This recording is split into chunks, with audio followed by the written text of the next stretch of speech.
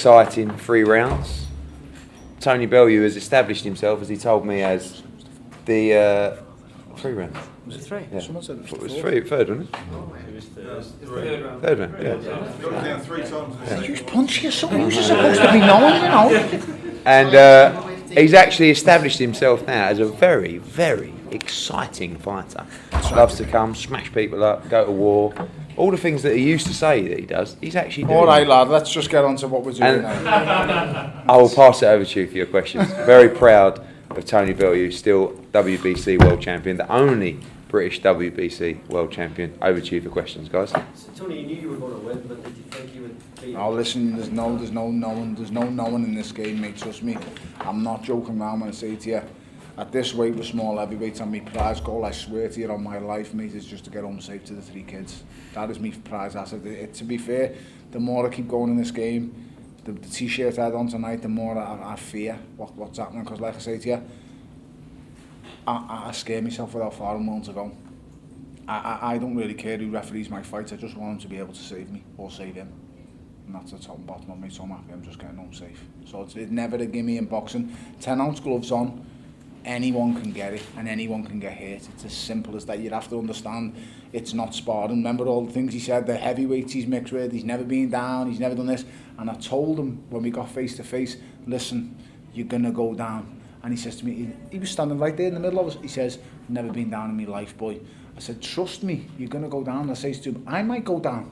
I said, but you know me, I'll get up, because I have no mechanism in my head. Normal people have it, I'm not normal. People have a mechanism in their head that goes, you know what, I've had enough here. They do, I swear to you, on my kids' lives, I scare myself, man. I sat in that hotel today and I think to myself, I just pray to God this isn't one of them nights where I've got to show people how big my balls are again, because it scares myself, lad. It really does, it frightens me. Were you relieved when he didn't get Yes, that 4th time? yes, I was.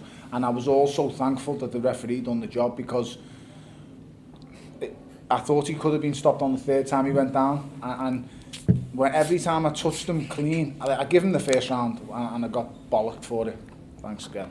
I've got a great coach, he tells me straight as it is, and I have a great team around me, and a big Russian fella and stuff like that, so they tell me straight.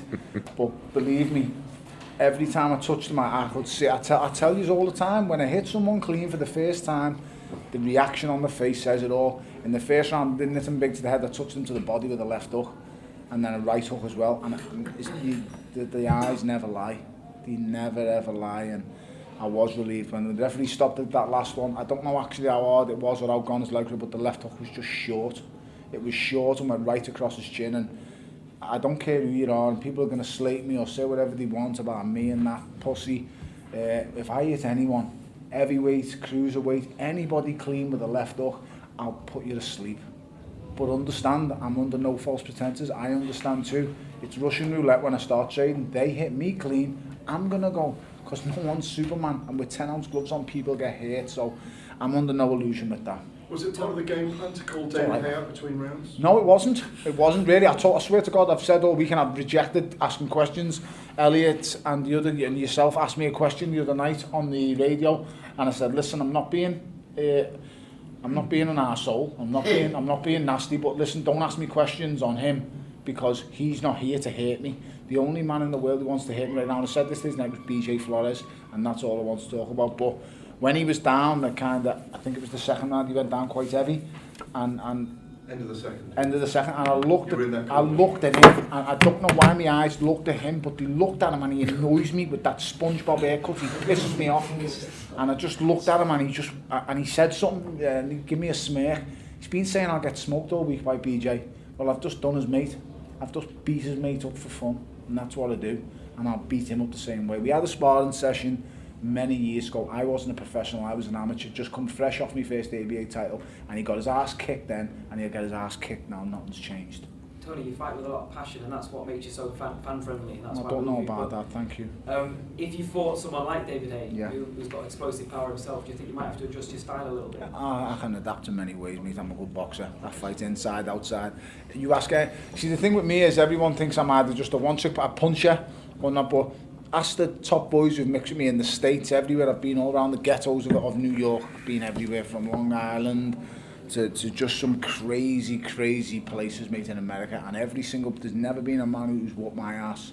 I think I've took a hiding and sparring once, and it was off a man who's about 6 foot. He's nearly 7 foot price, so it makes no odds, and it was many years ago.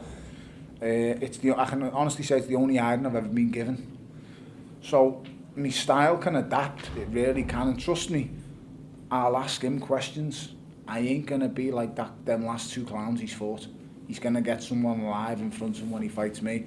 I'm not telling you that it's all gonna be one way. There's gonna be times when I'm gonna have to use my brains or make it a bit messy, but trust me, I hit him. He's shown vulnerabilities many times. Many times. He's shown vulnerabilities at British level, European level, world level, and he's a cruiserweight. I'm not stupid enough to start saying I'm ready for the giants of the division. I'm not saying I'm this big heavyweight at all. What I'm saying is I'm happy to fight who people basically recognise the best cruiserweight of the last decade that the world's probably seen. The last decade, David Hayes, the most dominant cruiserweight the world's seen. Do you want to fight at a catchweight then? Or would it be? Oh man, I'll do whatever it takes. Let's see what his next move is first, and then we'll go from there. But I don't fear no one, and I'll fight anyone. The David Hayes fight. Yeah. Who would you like to go for? Unification fights. I've got a mandatory, but I'm pretty sure unification fights supersede them. So I don't know. We're gonna have to contact the WBC. Listen, I own the greatest belt in boxing, and I'm the proudest champion in the world. Believe me when I say I know boxing. I'm a boxing historian, and there ain't nothing the way you're catching me out about this game. I know everything. I've been studying this game, this belt, since I was a child. I love being WBC champion. But ultimately, I'm at a stage in my career where financially I've got 3 kids, and I have to make it work financially. As much as I love belts and I love big fights, it's about making the correct financial decisions, and I have the right people around me, the right team, and believe me, a missus who can tell me which fights I've got to make. So you can wait. Go ahead. I was just going to ask David before, at the end of the second round, when Ronnie's come back from the third, I seen you like that, really giving him, I can't remember that one. What you were saying. Just give me hand a good little workout. I don't remember the talk in the second round. You got greedy. You got greedy. You got greedy. You got greedy, son. You got greedy. I said you were being a bit stupid at times, but I didn't say that. No, listen, it weren't perfect. There were things they were doing that I wasn't happy about, but that's my job to point out. On the inside, But yeah, you did. I made him miss a bit. So Yeah, you did. Tell you what, you made him miss a lot. You did a lot. So there was. I mean, my mind's a little bit under mile an hour right now, so I'm picking what I was saying to him at when about what's a little bit hazy. But there were things that I weren't happy about. But it was entertaining. It was powerful. It was strong. He did a lot of good things in there, and it proved again that he can punch. He can really punch. Eddie, could you talk in practical terms about just kind of almost flesh it out that if Tony and David could have an agreement, where they fought 210 or something like that, how big this fight could be, what it could do for Tony's future, because there's definitely a lot of interest in it. Yeah, for sure. Yeah, I mean, look, David Hayes trying to pick up something in the heavyweight division. Tyson Fury's vacated belts. There's a bit of a mess. WBA, WBO. There's going to be opportunities coming around, but if he thinks that the likes of Lucas Brown or Shannon Briggs are really that big, then he's deluded. He should know better, because he's a smart guy.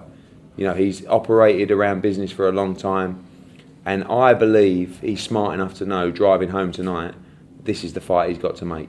I reckon he's on his way home. I reckon he's in a nightclub right now. Yeah, no, I don't think it'd be wise for him to go to a nightclub in Liverpool tonight. I'm telling you now, he's in a nightclub right now, drinking up, probably with his mate. But one thing I'd like to say is David Hay has achieved a lot, and there's a lot of British world champions. But when you look back over the career of Tony Bellew, you can summarise it and say it was a light heavyweight. He beat Oval Mackenzie twice, who is a very, very dangerous fighter. Everyone's scared of him now. Yeah, no one wants to fight Oval Mackenzie. He went out, he beat Isaac Chilemba, a draw, and then he beat him again. And Chilemba gives everybody of course. And actually, look at Kovalev. Chilemba's a horrible fighter. Come back, boxed Stevenson, went all the way to fucking freeze him, wasn't it? Horrible. Quebec or wherever it was. Let It was me tell you, shit. mate, it was crap. Yeah. The time I ever got my ass really kicked. Come back, move. Let me finish. Come back. Right, boss. Moved up to cruiserweight, right? Had a couple of good wins against good fighters. Brudov, Dos Santos. Came here, had an absolute stinker with Cleverly, Nice one. right? But came back Wasn't from his there. fault, No, but listen, it doesn't matter. He came back from there, and he come back with a great win against Masternak, a great win against one of the top fighters, top 10 fighters in the cruiserweight division, and then went on and beat Makabu at Goodison Park. Everyone's saying he's this, he's that. He beat BJ Flores. You have to rate him as one of the top Brits right now. You know, I know he's got a big mouth and he's this and he's that, but I'm telling you, go back over his resume. He has been in some top, tough fights, beating some great fighters. He should be up there, top 5 British fighters right now. Do you not think his performance against Makabu, arguably one of the performances of, if not the performance of the year, perhaps arguably with Frampton and... For sure, but, you know, like, again, he's always been the guy that sort of like, oh, he's, you know, Bellew's got a big mouth, and but the Makabu win was the win to say, no, I'm a fucking good fighter. And actually, when you look at the resume, there's so many fighters, so many world champions who actually, they don't really, you know, they haven't really beaten anyone. Look at who he's beaten, look at who he's boxed. You know, Mackenzie twice, Chilemba, Masternak, Cleverly. You know, Cleverly's now a light heavyweight world champion. He had a great fight with him at light heavyweight, beat him at cruiserweight, Adonis Stevenson. You know, even Dos Santos, Brudov, Makabu. Now Flores is no mug. You know, you saw him come out tonight. He was trying to do what he did against Makabu. But don't look at it as like, oh, we're just chasing his payday with David Haye. He's a world champion. He has achieved a hell of a lot in the sport.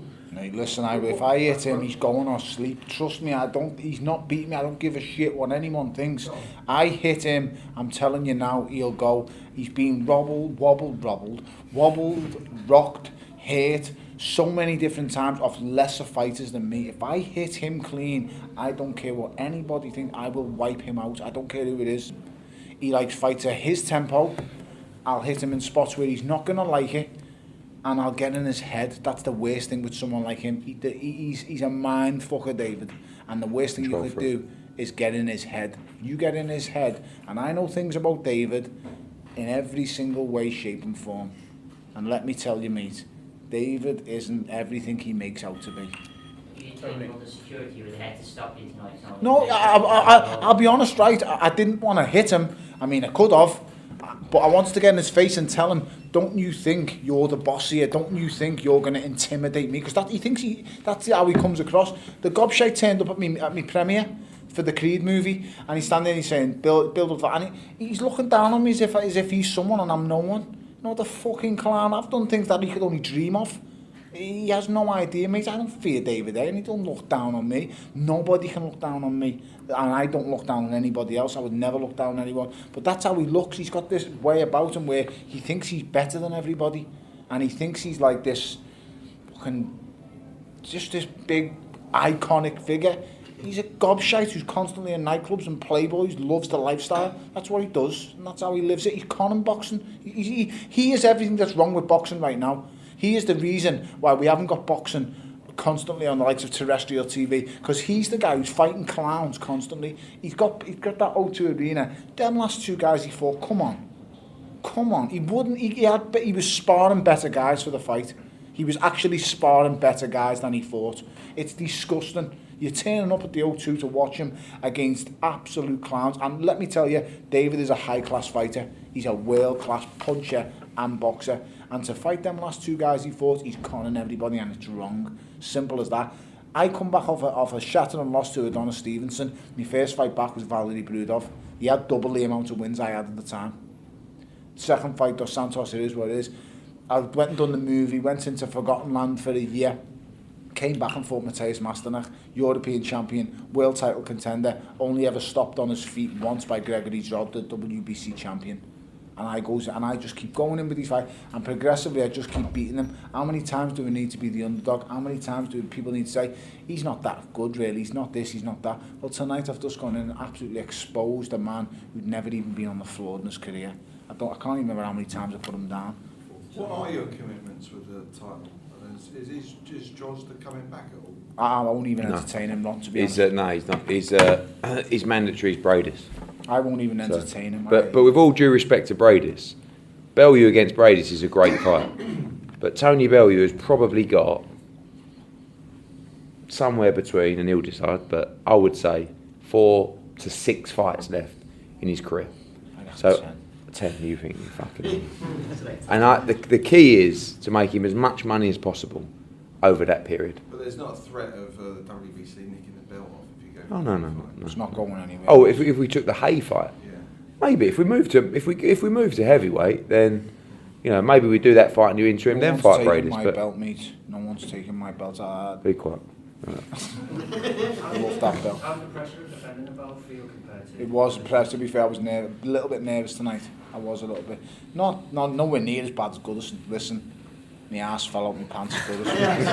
That was a great night. That was fucking great. Listen, it was great That for was you. great. But I'm telling you now, when I was in that dressing room with 20 minutes before that fight, I have never in my whole life been shitting it so much. And I don't get scared of nothing. I'm scared of no man. Maybe the misses a little bit, but I'm not scared of no man. Nothing frightens me. I swear to you, nothing scares me. But that night at Goodison, when I turned off that music, I turned down and for the last 20 minutes before the ring walk, I listened to the Everton fans singing my name, singing Everton songs. I stand on them stands and sing them songs with them and go nuts when we score. And I can't explain to you, mate, the feelings. Every time I watch it, I end up in tears, and I'm not really and I'm a bit of an emotional person. Wait till you see that Sky show. Mate, You'll be in bits. I'm telling you, mate, I'm in tears. And I'm in tears because my son was there and stuff like that. It'll never happen again, but Great. it's night. mad. The chairman actually texted me last night. He Great said, night. son, I want to do it again. And I said, I can't do it. We might do. Listen, I can't go to that pressure again. It was the most, it was the worst pressure in the world. When you have to do the fight there. Mate. No, I think the issue you got with the David Hay fight is he's looking to box in December, right? Let him box. So he's looking at Shannon Briggs, Lucas Brown, that kind of thing. We're ready to go February, March. I've got March the 4th at the O2 Arena. That's a pay-per-view date that's locked in with Sky. This does big business on pay-per-view. What date? March the 4th. Is that all right with you? I'll have to run it by the boss. Okay, fucking you better hurry up. Bellew and let me know. Hay does big on pay-per-views. Yeah. Ah, I mean, listen, March. let me tell you. Bellew cleverly did big business on pay-per-view.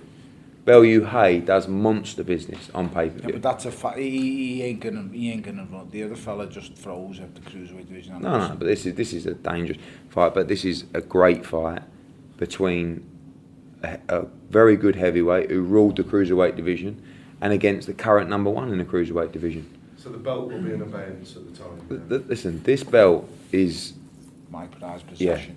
I but love that belt. but sometimes, if there's an opportunity to change your life forever, Oh, that's the difference. then, and This is why I have people around me, because if I was up to me, I would be in dangerous positions all the bloody time. I have the right people around me to help me, and I'll be honest, there's times when I need them because I'm a danger to myself. I really am. That's what I say. Tony, Yeah. we've seen the conversation, but what did he say back? He didn't say nothing. He just kept saying yeah.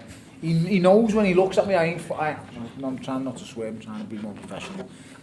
He wasn't professional when he was calling out BJ instructions. Yeah. Was he? I didn't even realise. I swear. I thought that's what threw I haven't got the mind. I haven't got it back in my mind yet. But I'm serious, lad. I'll punch his face everywhere, mate. And if I'm so happy I didn't get too close tonight. I want to get in his face and tell him. So it's different saying stuff to people when people are in the middle of you. When you get in someone's face and you look in their eyes, do you understand you mean it? And David knows me. I know that he knows I mean it. He's not looking at someone who I don't fuck about no money. When it comes to the fight, I fight. And a fight's a fight. I understand what's going on. This is why I explain to you time again, I scare myself. When I walk to a ring, I don't see nothing but the fight. I looked at BJ tonight, and I just, when they're calling out my name, you see fights, got their hands up, and hey, look, listen to the crowd. No, I'm looking at BJ, and boy, you better know what's coming. You better know what's at stake, because I ain't going to stop, and I'm going to get you. And if I ain't getting you, you're getting me. Just be prepared. And I kept telling him all week, I hope you're ready, lad. I swear to God, I hope you're ready. Because I have killed myself for, it's been actually 16 weeks, not 12. We were going for September the 10th. And then something happened with all the other stuff. And then in the end, they got prolonged a little bit. He gave me a couple of weeks off. And then went back. And listen, the only thing that's been on my mind is BJ Flores' mouth, man. And tonight I'm happy I shut it up. Tony, do you think you've answered a lot of people who've been given down advice that you put BJ Flores on the floor 3 times and won the fight? So, you know, them people who've actually been criticising you. Yeah. Well, listen, he's never been on the floor. He's fought some world-class fighters. He really has. He's fought former world champions. He's never been dealt with like that. He said to himself, he's been in camp, he's been one of David's main sparring partners for years. You've seen him sparring. David's never put him on the floor in sparring. He's been main sparring partner like Shannon Briggs. He's been in the Klitschko camp. He's been around all these guys. He's well spoke of in America. Yeah, no one puts him on the floor, and he's respected in America. This is why. That's why David Hay said there is no way BELLEW beats Flores. He's been saying there's no way to stop him. I told He said BJ. you don't beat no way him. you beat him. Yeah, fuck that. I was going to stop him. No one's going to that. I'm sorry, I've swore again. No, you don't understand. He couldn't outbox me. When I want to box, I'm without blowing me own. I'm good. I'm clever. I'm sly. And that's what David understands well. When he sparred with me as an amateur, he was shocked at how easy I adapt and adjust. I can just adapt. He gets hard, yeah, he's going to hit hard. But BJ's the same tonight. Give him the first round, and then I adapted. Come out the second, touched him up a few places, got a bit of a telling off. Yeah, I did drop a few times. And then I just dealt with him. I show the level from between champion and contenders. I am a champion, and I'm a cut above the rest. Simple as that. No one's dealt with BJ like that. And I like I told BJ before the fight, I'm going to end your career on October the 15th, and I think I've just done it. David, what would be your take on Tony Frank, David Tate? If it can be made, let's do it. I think it's a fantastic fight. I think reaction of the crowd, you look at Twitter, you know, fans are going to want to see that fight because you've got 2 men with big mouths that can punch. Both of them can punch, you know, and there's people that running Tony down and saying that he's got absolutely no chance, 0 chance. Listen, if Lalenga Mock can have David Hayes' legs all over the place, Lalenga Mock was a super middleweight really, right? If he can have his legs all over the place, if he hits him on the chin, he'll take him out. But vice versa, we're not idiots. We all know what will happen if David Hayes. David Hayes can punch. You know? So it's vice versa. Flip a coin, see who lands first, and let's go. Yeah, but this is, you know, but this is boxing. I'm cleverer than him. You know, you want to see exciting fights. Fans want to see exciting fights. You want to write about exciting fights. You know, this is an exciting fight. It's probably the most exciting fight out there. And you both know, mate. He hits me, I go down. There's one thing about big difference between me and him is I get up, I want to fight. I don't live the Playboy lifestyle. It's a way of life for me. It's purely about money with him. With me, I can't give him. It's purely about money with him. With me, I fight. I get up. See me face first. Have you ever seen him get up from a face first knockdown? Never. The only time I remember him getting up from a knockdown was against John Mark Mormack in his life. I don't remember really getting up and really showing a fight for anything else. One time in my life, I've done it how many times, and I'll do it again and again and again. I'm telling you, I hit him. I ain't no Lalenga Mock. I ain't John Mark Mormack. I hit him, mate, he goes to sleep. And I will hit him clean as well. He ain't got the best defence. We'll see. Dave, final question for myself. Minus what happened after the final bell, did everything go as planned tonight? Yeah, we won by knockout. Yeah, When does it ever go to plan? That was Tony, that was the fucking plan. It was to knock him out. The plan was to make sure that he made him feel 37 years. Carlsberg did nights out. Calm down. He's And we knew that if we Carlsberg at landed the him, presser. he was going to do it. But and if you're making mistakes and you do things wrong, then that's not following exactly the plan. So I'm happy with. And there were things in there that you can't get away with if you're fighting a David. Can't ignore. Let's try and make it happen. Yeah, If Carlsberg did pay-per-view fights. Cheers everyone, thanks for coming. Thank you very much.